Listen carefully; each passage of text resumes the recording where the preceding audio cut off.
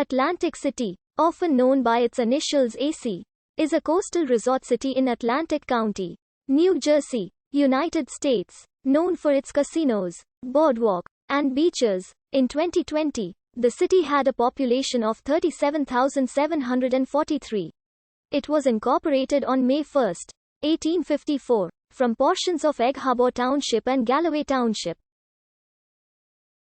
It is located on Absecon Island and borders Absecon, Brigantine, Pleasantville, Ventnor City, Egg Harbor Township, and the Atlantic Ocean. Atlantic City inspired the US version of the board game Monopoly, especially the street names. Since 1921, Atlantic City has been the home of the Miss America pageant. In 1976, New Jersey voters legalized casino gambling in Atlantic City, and the first casino opened in 1978. For many years before the city was founded, the island site of the future settlement was the summer home of the Lenape. While the precise date of the first permanent occupation of what came to be Atlantic City has not been precisely determined, it is commonly thought that in 1783 Jeremiah Leeds first built and occupied an all-year home on the island. However, it was not until 1850 that the idea arose to develop the location into a resort town, and in early 1853 the name, Atlantic City, was adopted. Because of its location in South Jersey, hugging the Atlantic Ocean between marshlands and islands, Atlantic City was viewed by developers as prime real estate and a potential resort town. In 1853, the first commercial hotel, the Bellow House, was built at the intersection of Massachusetts and Atlantic Avenues. The city was incorporated in 1854. The same year train service began on the Camden and Atlantic Railroad. Built on the edge of the bay, this served as the direct link of this remote parcel of land with Philadelphia, Pennsylvania. That same year, construction of the Absecon Lighthouse, designed by George Meade of the Corps of Topographical Engineers, was approved, with work initiated the next year. By 1874, almost 500,000 passengers a year were coming to Atlantic City by rail. In Boardwalk Empire, The Birth, High Times, and Corruption of Atlantic City, Atlantic City's godfather, Nelson Johnson, describes the inspiration of Dr. Jonathan Pitney to develop Atlantic City as a health resort. His efforts to convince the municipal authorities that a railroad to the beach would be beneficial. His successful alliance with Samuel Richards to achieve that goal, the actual building of the railroad, and the experience of the first 600 riders, who were chosen carefully by Samuel Richards and Jonathan Pitney. After arriving in Atlantic City, a second train brought the visitors to the door of the resort's first public lodging, the United States Hotel. The hotel was owned by the railroad.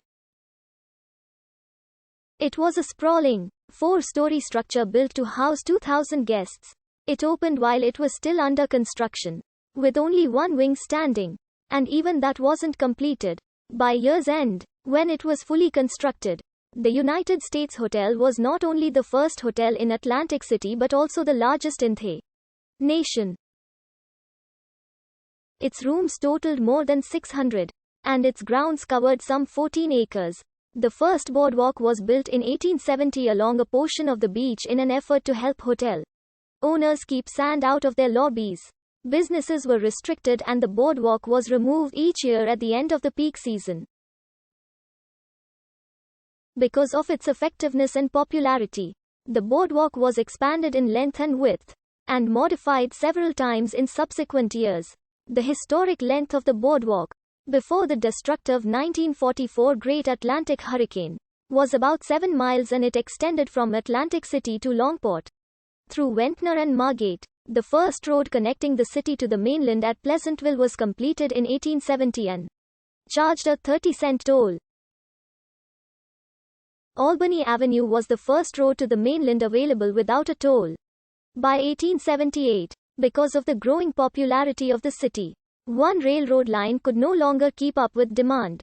Soon, the Philadelphia and Atlantic City Railway was also constructed to transport tourists to Atlantic City. At this point, massive hotels like the United States and Surf House, as well as smaller rooming houses, had sprung up all over town. The United States Hotel took up a full city block between Atlantic, Pacific, Delaware, and Maryland avenues. These hotels were not only impressive in size, but featured the most updated amenities, and were considered quite luxurious for their time. In the early part of the 20th century, Atlantic City went through a radical building boom. Many of the modest boarding houses that dotted the boardwalk were replaced with large hotels. Two of the city's most distinctive hotels were the Marlboro Blenheim Hotel and the Tremor Hotel.